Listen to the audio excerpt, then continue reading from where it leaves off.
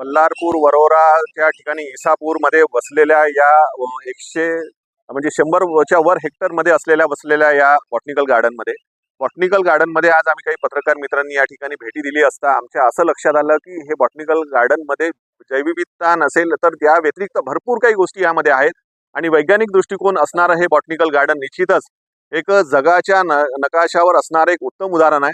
भारतातील हे उत्कृष्ट असं बॉटनिकल गार्डन आहे आणि वाईल्ड लाईफचं म्हणजे व्याघ्र दर्शन करता करता म्हणजे इथून ताडोबा आणि जे काही वाईल्ड लाईफ आहे या सोबतच या ठिकाणी बॉटनिकल गार्डनला निश्चितच लोकांनी व्हिजिट केली पाहिजे आणि विविध सहली सुद्धा शैक्षणिक सहली सुद्धा या ठिकाणी गेल्या पाहिजेत।